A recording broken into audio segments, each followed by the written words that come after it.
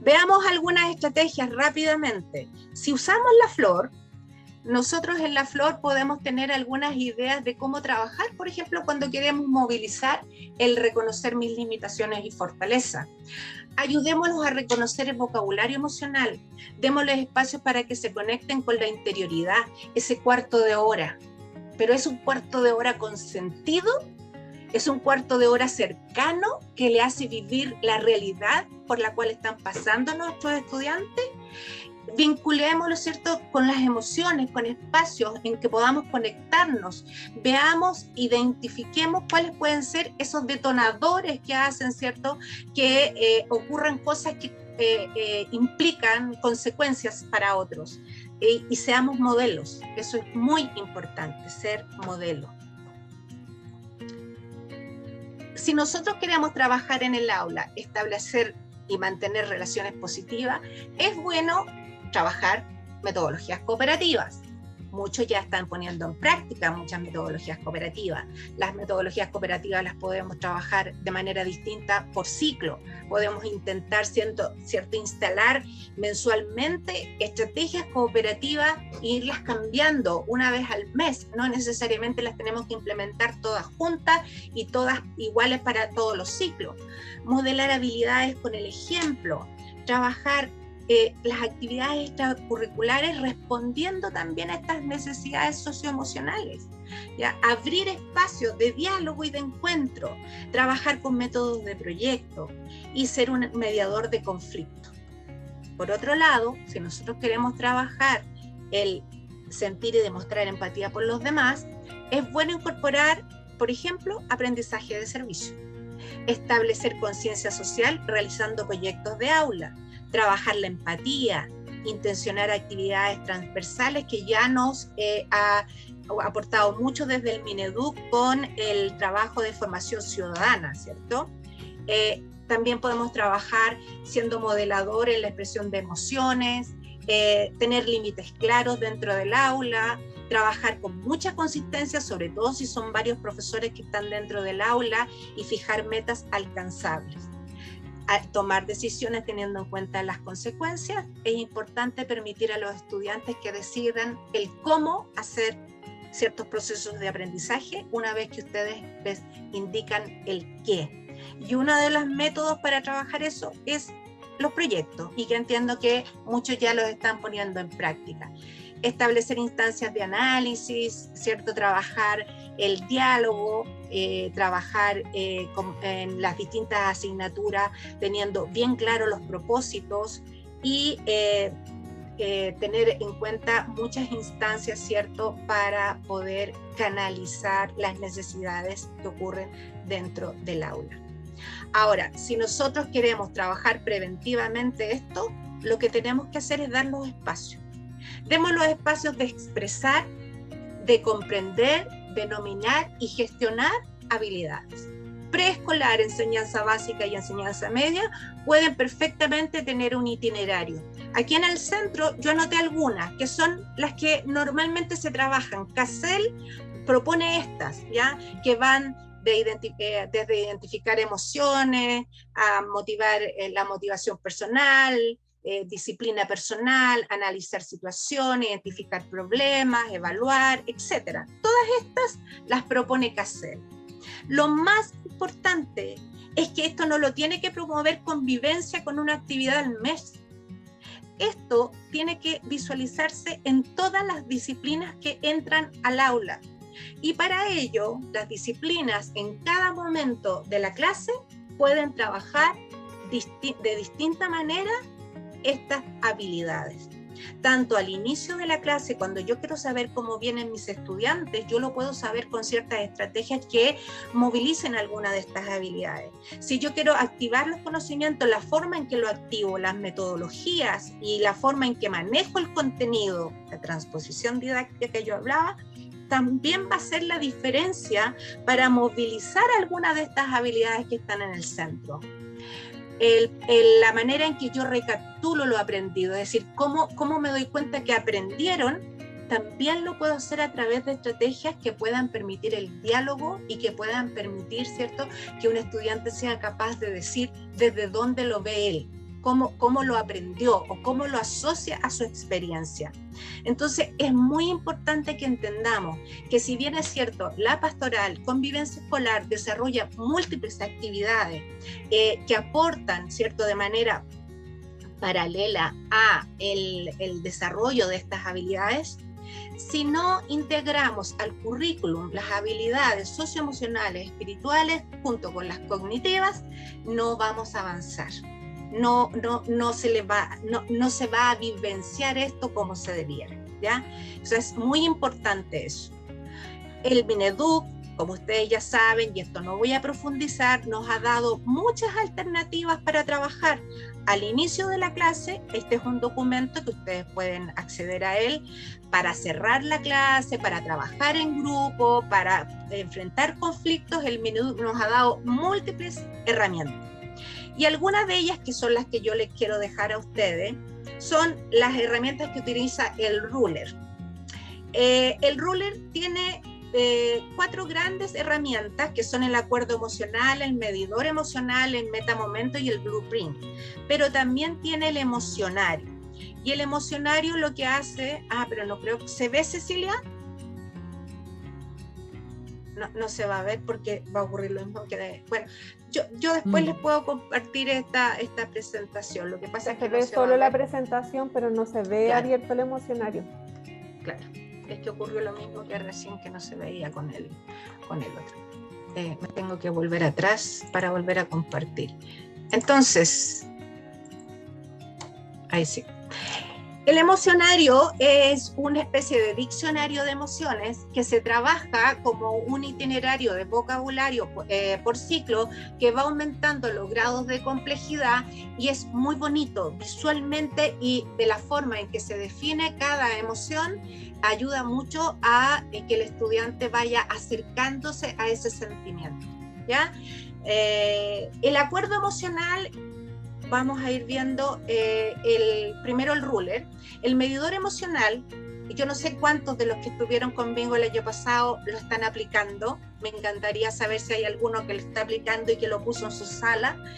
Es importante no solo porque yo visualizo, ¿cierto?, cómo está mi clase en el día de hoy, porque hay algunos que preferentemente se podrían poner en el lado rojo, en el lado amarillo, en el lado azul o en el lado verde. Y depende de donde la clase se sitúe con mayor fuerza, es también ese medidor que yo puedo hacer para, ¿están en condiciones de recibir la clase que yo preparé? ¿O tengo que buscar un plan B que permita, ¿cierto?, que los estudiantes accedan con mayor facilidad a este contenido? Entonces, de acuerdo a dónde se sitúan, es el tipo de habilidad que ellos pueden desarrollar con mayor fuerza. Si se sitúan mayormente en el lado rojo, o los estudiantes que están en el lado rojo, ¿cierto?, son estudiantes que van a estar más inquietos, más alertas, y que van a querer a lo mejor participar en un debate. Los que están en el lado amarillo, vamos a poder movilizarlos cuando les pedimos lluvia de ideas, cuando les pedimos trabajos en grupo. O si están más en el lado verde, son estudiantes que están más dispuestos a la reflexión, a estar más relajados, a poder realizar actividades, ¿cierto?, que puedan ser de colaboración. Y los del lado azul están más dispuestos a trabajar actividades más deductivas, ¿ya?, a usar un pensamiento crítico, a que se relacionen con los demás, a tener espacios de diálogo, pero esto no con mucha gente, sino más bien en espacios más pequeños, en grupos más pequeños. Entonces, cuando el estudiante entra a la sala de clases y se ubica en alguno de estos cuadrantes, nos permite tomar la temperatura del clima de aula. ¿Cómo están? ¿Cómo vienen hoy día mis estudiantes? Y de acuerdo a eso ir movilizando la metodología. El acuerdo emocional se hace entre todos los que están en la clase, se declara, se escribe y se coloca visualmente para todos. Este acuerdo emocional no tiene que estar transgrediendo el reglamento interno del colegio, porque no podemos decir que en la clase vamos a permitir que, no sé, voy a decir una ridiculez, que tomemos pisco sour, ¿cierto? Sino que el acuerdo emocional tiene que ver con qué es lo que estamos todos de acuerdo para poder pasarlo bien dentro de la sala de clases a la hora de aprender y a la hora de enseñar. qué vamos a admitir y qué no vamos a admitir. Y cuando ellos declaran las reglas, tienden a ser unas reglas que son mucho más respetadas y son mucho más vigiladas entre ellos mismos. Es una buena estrategia ponerla en práctica. Lo otro que declara Ruller es el metamomento, que pareciera ser algo que es muy esquematizado, cómo lo vamos a hacer pasar por uno y por otro paso.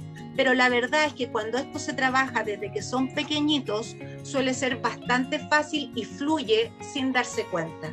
Es decir, permitir que primero yo reconozca que algo me pasa. Incluso como yo he trabajado el nominar las emociones, yo le puedo poner nombre a lo que me está pasando, que puede ser un pensamiento, un comportamiento, puede ser una situación que me está provocando algo. Lo percibo, lo reconozco, lo declaro, porque eso es muy importante, decir, es que estoy incómodo, es que algo me... Incluso ustedes mismos en las reuniones, que saben que yo no me estoy sintiendo cómoda, porque algo me pasa con lo que está ocurriendo. Entonces, ¿qué se pide? Detente, no llegues y contestes, trata de dar el espacio, ¿cierto? Visualiza tu mejor yo, es decir, ¿qué has hecho tú en otras situaciones similares que te permiten responder de manera adecuada? Escoge la forma más adecuada para responder y con eso finalmente vas a poder tener éxito en tu relación. Cuando el impulso va desde el estómago sin mediar con el corazón y la cabeza, sencillamente se pueden llegar a romper muchas relaciones o provocar muchos conflictos. Entonces, cuando uno les enseña desde chiquitito a pasar por estos pasos, de darse el espacio de entenderse, de visualizarse y de conocerse, les da la posibilidad de regularse ya antes de responder. Finalmente, el Ruller nos habla del blueprint. Y lo que pretende el blueprint es darnos un modelo de mirar los conflictos desde otra perspectiva. Y cuando lo hacemos nos metemos en la dimensión de las habilidades sociales, en la dimensión del conocimiento del otro y de la toma de decisiones responsables. Porque no solo lo veo desde lo que me pasa a mí, que es como muy yo, ¿cierto? Es que a mí me hizo, es que yo lo sentí mal, es que a mí me dolió, es que... Entonces, el profesor o el modelador o el que está con él, puede ser alguien que está en el patio o donde sea, lo que pretende es hacerle ver el otro punto de vista. Ok, ¿qué sentiste? Reconócelo y dímelo. Pero, ¿qué habrá pasado con el otro? ¿Ya? ¿Qué crees tú que habrá sentido el otro? A ti te causó esto, ¿y qué le habrá causado al otro? Esto es muy desde la relacionalidad, es muy desde los sellos teresianos. El cómo expresar el sentimiento, pero también cómo la otra persona expresó y reguló, porque a lo mejor la otra persona no te hizo nada. Mira, ¿te fijaste en lo que él te hizo? Él no te pegó a pesar de que tú lo empujaste. Entonces, esto de irlos poniendo en la situación del otro, en la mirada objetiva, permite que ellos en una próxima vez logren, ¿cierto?, responder de una manera distinta. Esto requiere ser educado desde preescolar. No es un tema que lo podemos decir, cuando a usted le pase algo, acuérdese, A, B, C, D, porque eso no ocurre. O sea, eso uno dice, ya voy a hacer mi metamomento, voy a empezar con el paso 1. Eso no resulta. Esto se adquiere y fluye porque es una forma que aprendí a responder ante ciertas situaciones, ¿ya? Entonces, por eso es importante. Ahora, cuando quieran profundizar esto, obviamente lo podemos hacer y lo podemos hacer en una instancia, si el equipo de gestión lo permite, de manera más específica cada uno de estos pasos.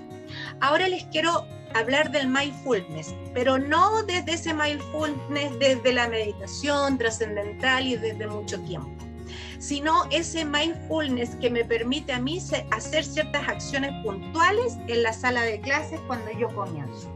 Por ejemplo, los invito, y nos va a hacer bien, que en este momento todos hagamos lo mismo que está haciendo este gato. Estirémonos lo más que podamos, ¿cierto? Traten de estirarse, estírense, hagan ese esfuerzo hacia un lado, hacia el otro. Y con esto yo no estoy ocupando ni siquiera 5 minutos ni 2 minutos, ¿cierto? Cuando yo entro a la sala perfectamente podría hacer este movimiento. O quedémonos en silencio solo un par de segundos y díganme qué escuchan a su alrededor.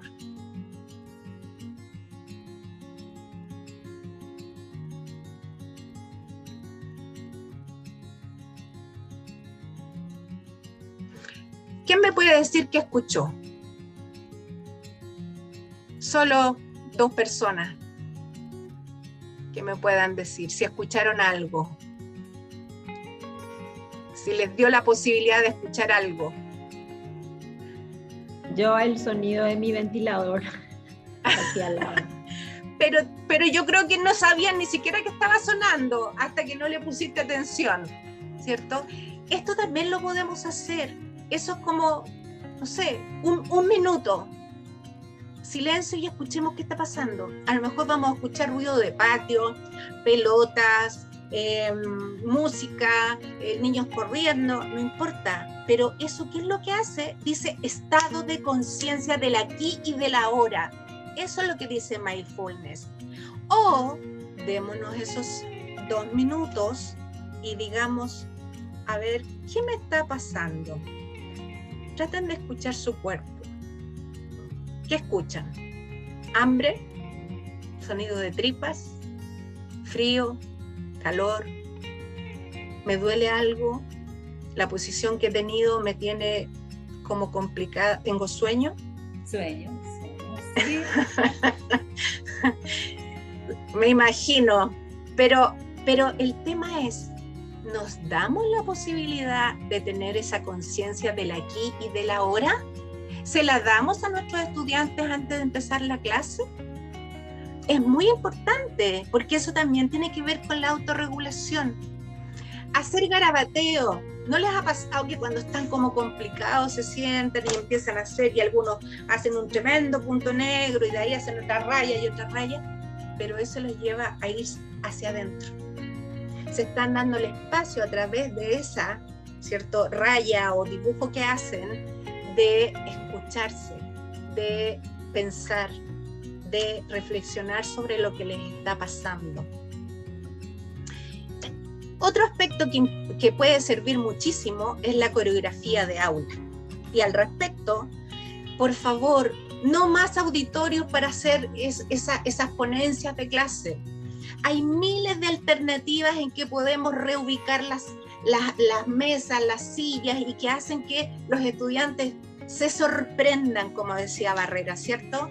Entonces, busquemos de qué manera la metodología se puede ajustar a una nueva coreografía de aula. Cuando la gente de convivencia pasa por fuera de la sala, o los inspectores, o no sé cómo se llamarán en Paraguay, y miran, normalmente lo que vemos es la misma coreografía de aula en la sala siempre. Y en torno a la metodología y evaluación, y con esto voy a tener que ir terminando porque se nos fue el tiempo muy rápidamente, la importancia de la evaluación formativa. No puedo dejar de hablar de la evaluación y de la metodología porque indudablemente hace la diferencia de lo que le pasa al estudiante adentro del aula. Es decir, la forma en que vive su proceso de aprendizaje puede ser más o menos estresante, más o menos agradable o desagradable de acuerdo a cómo conviva con su aprendizaje. Y dentro de la convivencia con el aprendizaje, la retroalimentación dentro de la evaluación formativa y el acompañamiento son fundamentales. Que no nos pase como Manolito, ¿cierto? Que le preguntan, ¿cierto? El que no haya entendido, levante la mano, y Manolito dice que no entendió desde marzo a la fecha. Eso no nos puede pasar. No nos puede pasar tampoco, ¿cierto?, que pensando que somos personas que atendemos a la diversidad, consideremos que es justo para todos tener el mismo estilo de examen, porque ahí no estamos abogando a las diferencias y a las necesidades. Entonces, yo veo a un elefante estresado, a un pez estresado, a una foca estresada. Tal vez el perro lo logre y al mono le va a ir muy bien, pero los demás van a estar bastante estresados. Entonces, ¿qué tengo que hacer? Trabajar junto con esa evaluación que es tan importante y que no la podemos dejar afuera, y que ustedes han dado muchos pasos en torno a ir variando los estilos evaluativos, tanto sumativos como diagnósticos, el ir haciendo una retroalimentación efectiva, que sea motivadora, ¿cierto? Que pueda relevar el esfuerzo del estudiante, no solo cuando le va mal, sino que cuando también le va bien, solo con esa frase, solo con ese comentario, ¿cierto? A la pasada, ser asertivos, tener súper claro cuáles son los aspectos en que me debo enfocar y no perderme entre las ramas, ¿cierto? Eso de no lograr mirar el bosque. Entonces, presentar siempre sugerencias, las ideas, apoyarlo, decirle, mira, yo creo que tú debes ir por aquí, yo te aconsejo esto de acá, ¿cierto? El profesor jefe, sobre todo, que es una persona muy cercana, retroalimentar y acompañar es muy importante. Tener súper claro la dirección del mensaje, mensajes objetivos, claros, que no personalicen las fallas. Y el trato. Y eso es teresiano, por lo tanto está ahí, pero yo sé que eso casi no hay que ni mencionarlo, porque si hay algo que yo aprendí y visualicé de maravilla, fue cuando entré la primera vez a un colegio teresiano, incluso como apoderado, y me di cuenta que el trato era totalmente distinto en un colegio teresiano versus otros colegios que yo ya había conocido, en donde vi amabilidad, vi empatía y vi también mucho diálogo. Fíjense ustedes, solo para que entiendan el tema del acompañamiento. Me voy a basar en una investigación que hizo Mercedes Varas y que fue justamente, y fue hace poco tiempo, porque fue en el proceso pandemia en donde se le dio más importancia al acompañamiento y a la retroalimentación. Entonces, ella estudió 3 colegios, ¿ya? Y que se les puso en un programa de acompañamiento y retroalimentación un poquito distinto, más intencionado. Entonces decía, ¿qué valoras del acompañamiento? Entonces los estudiantes decían, bueno, siento que se preocupan más por mí que por mis notas, me enseñan a corregir mis errores y me forman a ser un estudiante más autónomo. ¿Y qué le pedirías tú a tu profesor, cierto? El que te acompaña, que cambie o que haga distinto. Bueno, decían tener más acompañamiento, porque 2 siento que son muy pocos, que hagan el mismo acompañamiento a mis padres, y eso lo dijeron porque ellos sintieron que hubo un cambio en el colegio con sus profesores, pero sus papás les seguían pidiendo cuentas en torno a las notas y a las consecuencias de esas notas. Entonces querían que sus papás también pasaran y entendieran esa nueva mirada de acompañamiento y retroalimentación, y que me den más herramientas para estudiar solo, porque le agarraron el gustito a tener autonomía en su aprendizaje. Entonces, el propósito fundamental en un acompañamiento no es el poner las notas, porque para eso tenemos la otra evaluación. Buscar y reforzar brechas académicas y emocionales, identificarlas claramente, ayudar a que ellos logren nominarlas, gestionarlas y además lograr sus metas y objetivos, acompañarlos con aspectos positivos, es decir, potenciar su desarrollo también con los aspectos positivos, brindar las herramientas, generar espacios reflexivos, elaborar planes de mejora, ¿ya? Y obviamente eso nos va a llevar a un éxito escolar. Esto lo voy a saltar porque lo que pretende es el considerar que en todas las evaluaciones siempre tenemos que tener en cuenta que la variabilidad en la herramienta evaluativa que utilicemos siempre va a ser muy importante. No podemos solamente basarnos, si el tipo de aprendizaje que queremos evaluar es individual, es colaborativo, o queremos hacerlo de una u otra manera, o qué habilidad o qué contenido queremos evaluar. Obviamente ¿cierto? El conocimiento y la actitud nos lleva a remirar la forma en que vamos a evaluar. Y esto es importante porque genera espacios de estrés y de desmotivación escolar. La evaluación es un punto crítico para los estudiantes. Por lo tanto, es muy importante la forma en que nos posicionamos con la evaluación. En cuanto a la metodología son todas las metodologías activas y reflexivas que nosotros podemos utilizar y que declara la PEP. Es decir, esas metodologías que me lleven a mí a trabajar aprendizaje cooperativo, que movilice el diálogo, que movilice la interrelación con otro, que movilice la autonomía, ¿cierto? Que permita la actitud crítica del estudiante. No voy a poner el video de las metodologías, pero sí lo puedo compartir posteriormente para que lo puedan ver. Entender que el ACE es el que arma y permite que el engranaje se movilice. Por lo tanto, el aprendizaje socioemocional debe estar presente en toda instancia en donde se movilicen las distintas habilidades. Por ejemplo, las asignaturas instrumentales. O sea, si trabajamos lectura, escritura y vocabulario, no nos olvidemos en trabajar el ACE. No nos olvidemos pensar que podría ser aquello que nos hace, ¿cierto? Es esa conexión para movilizar tanto la habilidad de lectura, de escritura, como de conocimiento vocabulario. Los espacios para escuchar y ser escuchado. El colocar en la sala de clase distintas imágenes, no llenar la sala de clase con mucha cosa, mucho color, muchos monitos, sino que colocar solo aquello que queremos movilizar.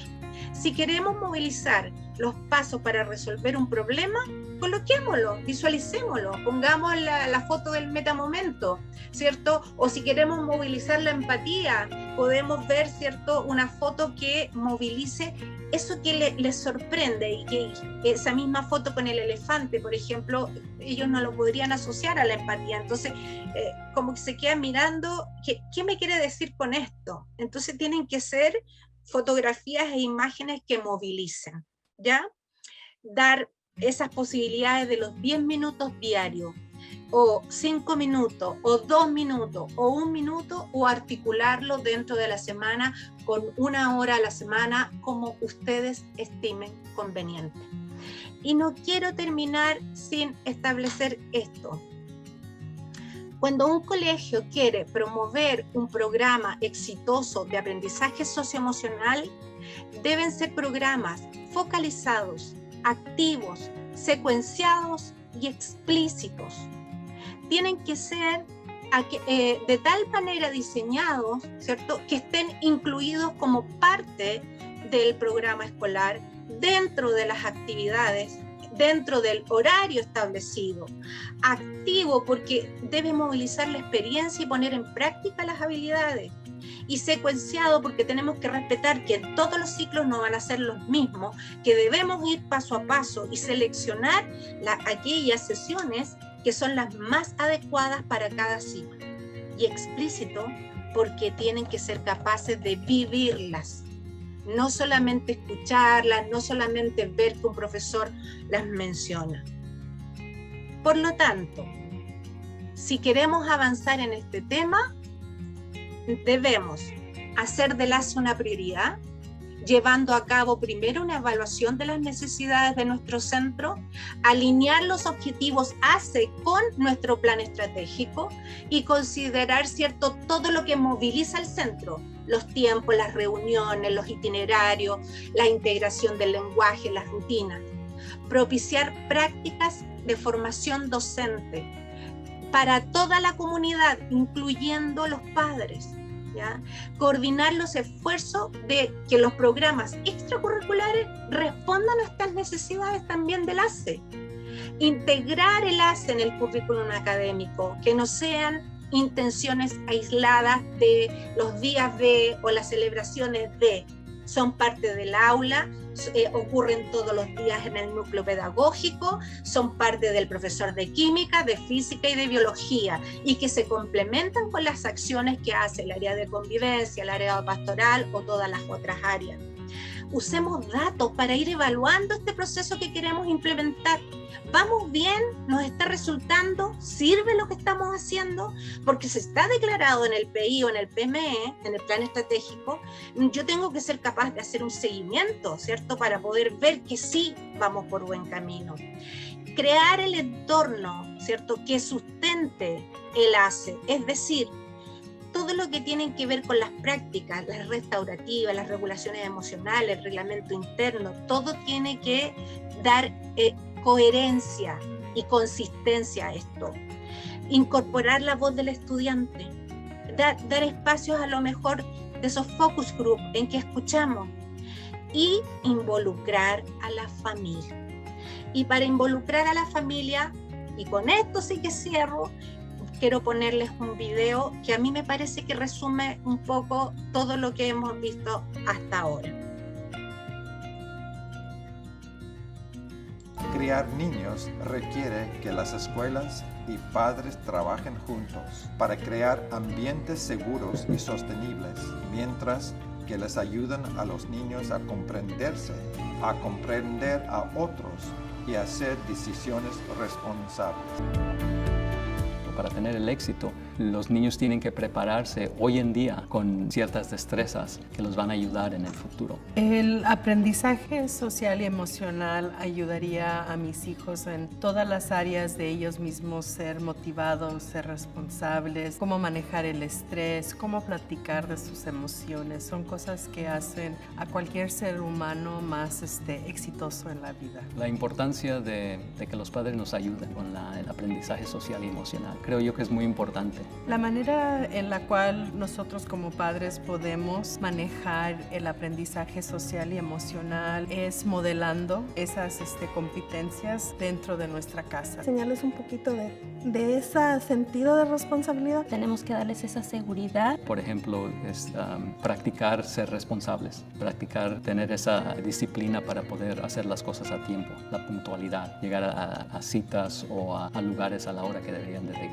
llegar. Cuando ellos cometen errores, hablo con ellos y le digo que acepte su parte de responsabilidad. Y dice, pero no es mi culpa. No estoy diciendo que es tu culpa. Eres responsable por hacer ese acto.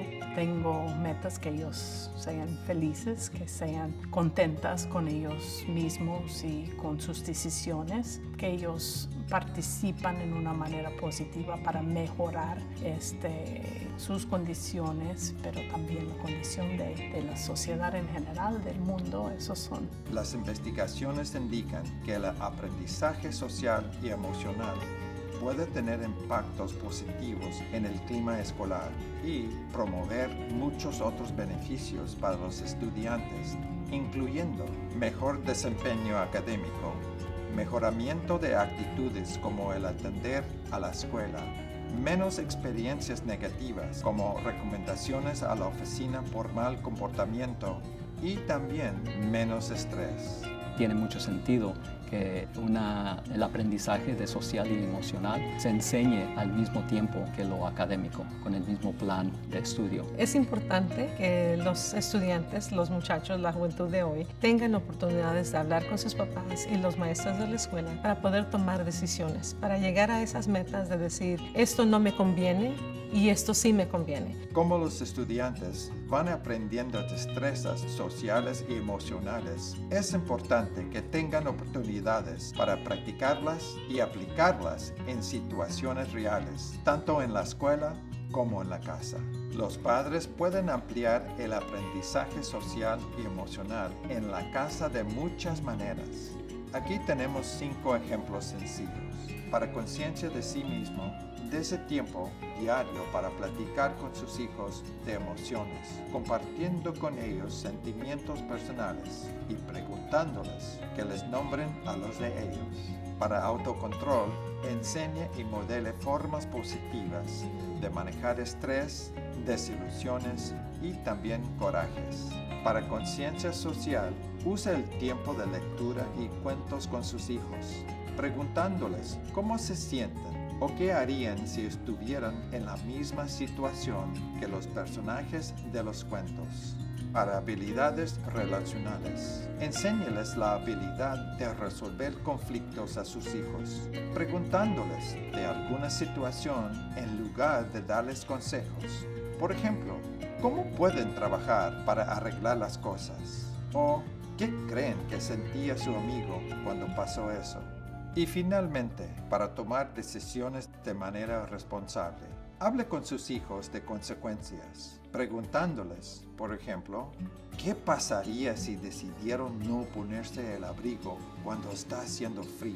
O, ¿cómo se sentirían sus amigos si eligieran cancelar sus planes de estudiar juntos?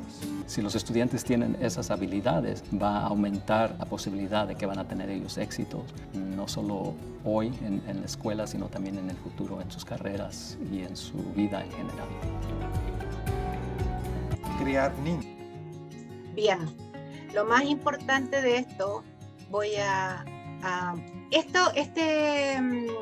código QR les puede llevar a ustedes a los recursos adicionales CELS, Social Emotional Learning, que justamente CASEL promueve muchos recursos. Por lo tanto, si ustedes se meten a ese código QR, van a encontrar videos, van a encontrar pautas, como por ejemplo esta pauta, que yo la encuentro muy buena porque permite trabajar, por ejemplo, distintas actividades para cada habilidad. Por ejemplo, si quieren trabajar la autogestión, la conciencia social, ahí está diciendo a través de qué indicador podríamos nosotros visualizar en el aula que se está trabajando. Entonces, le sugiero entrar a este código QR para poder acceder a todo ese material que hay ahí. Y no olvidarse que todos educan y todo educa.